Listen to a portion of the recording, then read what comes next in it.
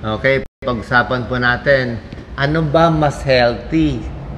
Saging na saba versus kamote. Baka magulat kayo sa sagot ha. Parehong favorite natin yan, nilagang saba at nilagang kamote. Ang saba, di ba, may lakatan, latundan, saba. Ang saba, iba siya mas green ang color niya, mas makapal yung balat, mas starchy siya mas starchy. Marami din siyang vitamins, meron siyang A, B, C, may dietary fiber at konting iron. Marami rin siyang health benefits. Ba sinabi ko sa inyo, yung saging nga very healthy. Pero ito kasi sabang pinag-uusapan natin.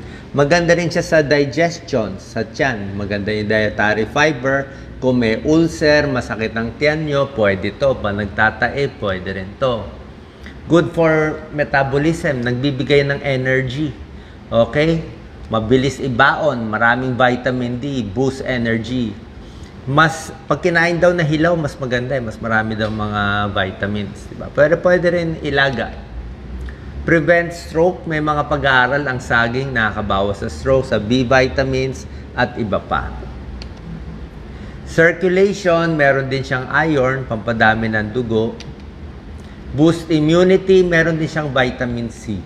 Okay? Latundan, lakatan, and saba, mas maraming vitamin C ang saba. Kasi mas yellow siya, mas maasim-asim siya.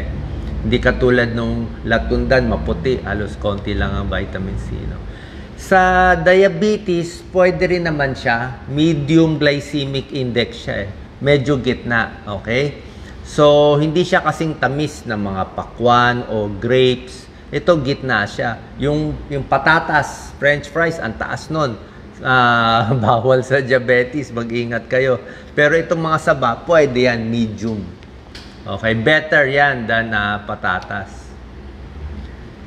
For pregnant women, meron siyang folic acid, maganda.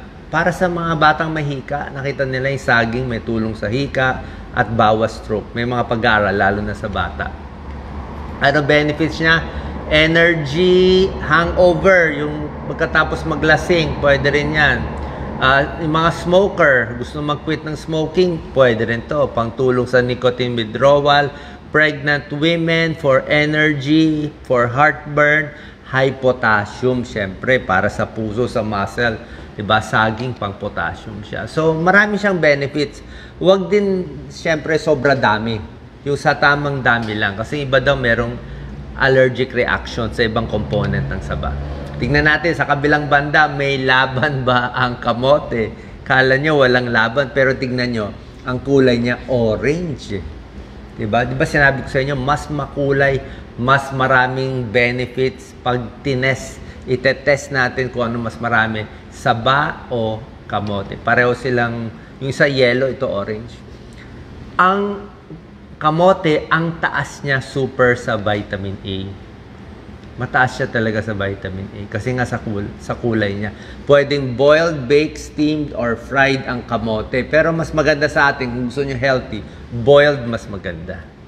Diba? Para walang mantika. Calories, may protein siya, pero marami siyang carb. Marami siyang carb. Ito yung starchy na vegetable. Starchy siya. Ang sweet potato, ang difference lang, medyo mataas yung glycemic index. Ibig sabihin, marami siyang starch. Kaya po kung may diabetes kayo, dapat bilang lang. Medyo nakakataas siya ng blood sugar konti. Pero kumpara sa french fries at patatas, better to. Ang pinaka hindi okay yung patatas Ang kamote, a little better. Yung saba, better pa. Okay, kaya pag may type 2 diabetes, konting ingat. Caution in those with diabetes. Marami naman siyang fiber. Kaya kahit may diabetes ka, oo nga, marami siyang starch. Pero may tulong din yung soluble fiber na pectin niya na dahan-dahan din yung pag-absorb sa katawan. Hindi katulad na soft drinks, lahat na sugar, patas. Ito at least may kinakain ka pa muna. Mataas yung pro-vitamin A niya, yung mga beta-carotene. Meron din siyang vitamin C, meron din siyang potassium. May potassium siya katulad ng saging. Kaya wag natin isiping na saba lang at saging lang mataas sa potassium. Ang kamote mataas sa potassium. At ito, ang dami niyang matataas. Manganese, vitamin B6, B5, and vitamin E. Ayan, para sa balat, pampaganda. Meron pa siyang antioxidant, chlorogenic acid, anthocyanin. Hindi lang ganun na pag-aaralan. Siyempre, antioxidant yan, pampabata, panlaban sa cancer. So, ang nakita nila, mas makulay ang kamote, mas dark, mas violet, mas maraming antioxidants. The deeper the orange, the redder the kamote, the higher the antioxidant. Nasa kulay. Vitamin A para sa mata, bawas cancer risk, di ba? Antioxidants. Yung purple, sweet potato, pinakagusto. Heart disease, para may tulong din sa cholesterol kasi nga mataas siya sa fiber. Ito na nga, para sa mata, vitamin A. Pampapayat, better to ng kanin, di ba? Ito kasi busugan na halos complete food na siya. Pinag-iingat lang to. Siyempre, kung diabetic, konting ingat. Tsaka isa pa, meron pa isang pag-iingat sa kamote. Meron siya konting oxalates. Yung oxalates, kung prone kayo magkaroon ng kidney stones, medyo, pag may kidney stones kayo, konti-konti lang ang kain. Baka lang magpataas sa kidney stones. Yun lang ang konting caution, pero hindi naman talaga ganun kadelikado.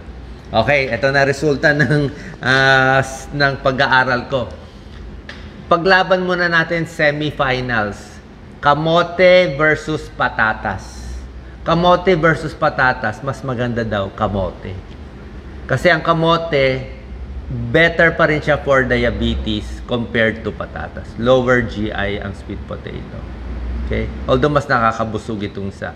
Kaya sweet potato, kamote ang healthier choice kung pagpipilian nyo. Pero pwede rin naman yung patatas kung wala ka naman diabetes. Eto na. Saba versus kamote. Doc Lisa, focus natin. Tingnan nyo.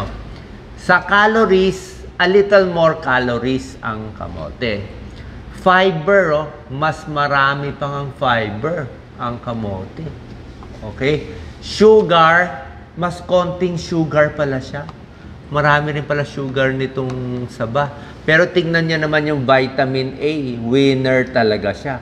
Yung vitamin A, ito ang requirement natin. Lumampas siya sa requirement. 135%. Super daming vitamin A ang kamote na halos wala ang saba. Calcium, 4%, panalo din ang kamote. Iron, panalo din ang kamote. Potassium, tabla. Halos tabla ang potassium ng kamote and saging na saba. Okay? Vitamin B1 and B5, panalo ang kamote. Vitamin B6, panalo ang saging. Ayan, Pero sa iba, sa copper, manganese, phosphorus, zinc, panalo pa rin ang kamote. Kasi underground, underground na gulay or fruit yan So nakita nyo, mas marami pala siya. Okay, kaya pinaglaban ang taas ng vitamin A ng sweet potato. Ito pabaliktad lang to. Ito yung kamote, ito yung saging na saba. Tingnan mo. Kamote, panalo lahat sa vitamin A, sa calcium, sa phosphorus. So sweet potato, parehong mataas sa fiber and potassium. Sweet potato, less sugar. Sweet potato, more beta-carotene, vitamin A. Sweet potato, more thiamine, pantothenic acid, B1, B5, excellent source of vitamin A. So, kung titingnan po sa dami ng nutrition, panalo yung kamote. Ang problema lang sa kamote, Doc Lisa, mahirap ibaon, 'di ba? Mahirap bumili, ilalaga mo pa, kailangan nakaplato. Hindi katulad nito, ang ganda ng packaging 'Di ba? Kahit sino pwede magbenta ng nilagang saba. Pero sa akin, kung okay naman tong saba pwedeng-pwede na to, napakabilis kainin. Pero kung may chance kayo kumain ng nilagang kamote, ay mas maganda. Last question. Banana Q, turon, di ba? Favorite ko, saba din gina. Banana Q or kamote Q? Ay, may sugar na. Pero kung wala naman kayo problema sa diabetes, banana Q, kamote Q, parang panalo yung kamote Q Pero ang panalo niya, konti lang naman. Pero kung titingnan nyo, may mga number siya So, huwag kakalimutan ng kamote, huwag mamatahin ng kamote. Kung hindi maka-answer sa exam, huwag sabihin kamote yung utak kasi healthy ang kamote. Salamat po.